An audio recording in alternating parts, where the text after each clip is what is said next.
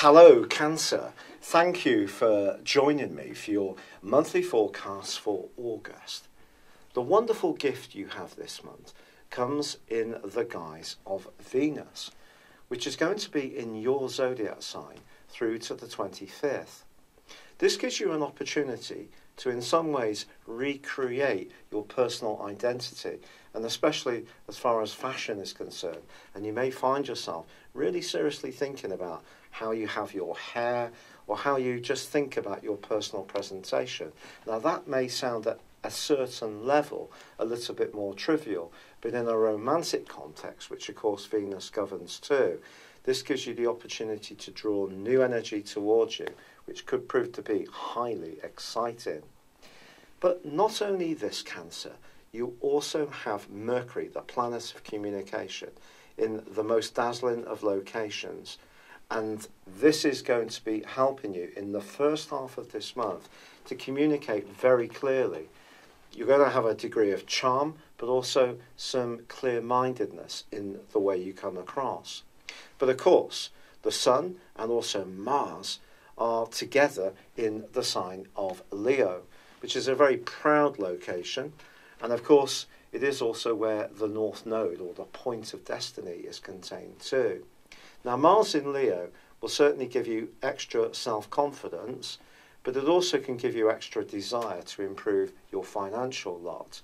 With the two cooperating so well, but also a lunar eclipse which occurs on the 7th, this can be a time when you are thinking very much more about resources. So if you're someone who's quite creative and you're wanting to improve your situation, thinking about starting your own business, working from home, making better use of a home space, downsizing, selling a property which is no longer fit for purpose, or perhaps renovating one, can all be blessed by the lunar eclipse of the 7th in the last half of this year.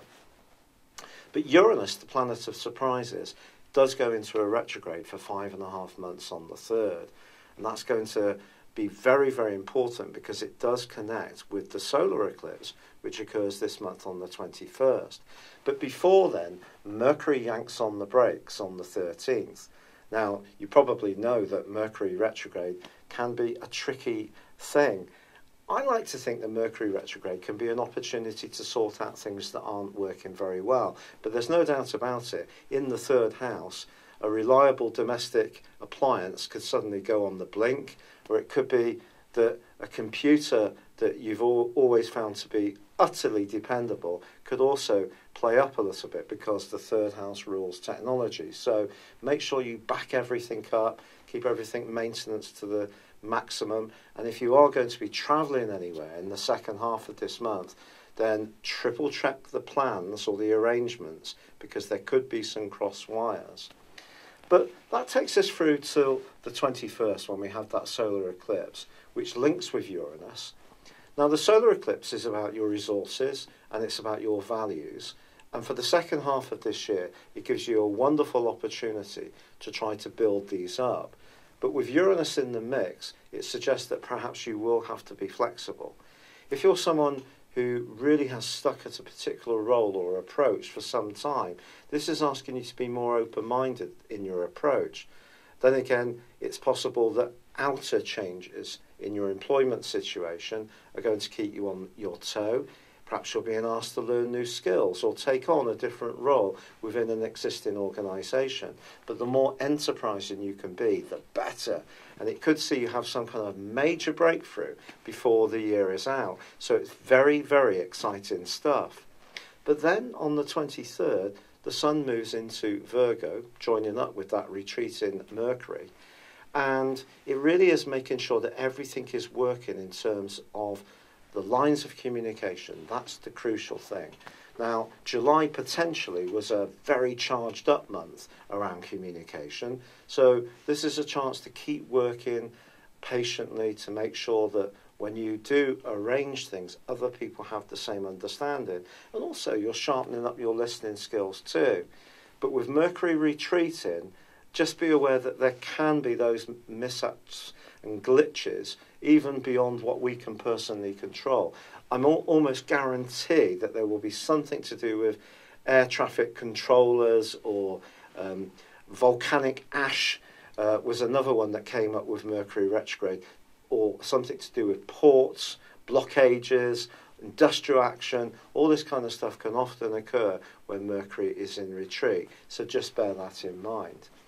But there's a wonderful event on the 25th when Saturn, the planet of structure, which has been in a very tricky location for the last 2 years or more, which has been making you potentially a little bit more critical, or it seems that other people are being more critical to you, or perhaps life has seemed imperfect, or your health perhaps hasn't been as energized as much as you've liked, or work has seemed very onerous. Well, Saturn starts to go forward, which is something to really celebrate. But also, on the 26th, Venus moves into Leo, and that can be wonderful for your finances. And the last few days of this month could see some big improvement. And of course, because the eclipses are already focusing very much on your resources, this is something you're really going to appreciate. But there is one other thing to tell you about, because if you love good food and good wine and calorific goodies, you may find that a diet plan comes under serious pressure this month, because all the things that you like can seem all the more tempting. And that can also include someone that you're drawn to. So if you're in a romantic situation, there's every chance that this can become more sensual between you and yours. But at the root of this month, it is making sure that communications work well, but you do seize the opportunities that both Jupiter and Uranus are offering you in their respective links to both of those eclipses. It's been a real pleasure being with you. Thank you for joining me. Good luck. And goodbye for now. Hello, thank you so much for watching my video. I'd love you to join me at my Horoscope Ace app. You can find this at www.horoscope-ace.com. You can use it through Android, iOS, Apple or Facebook.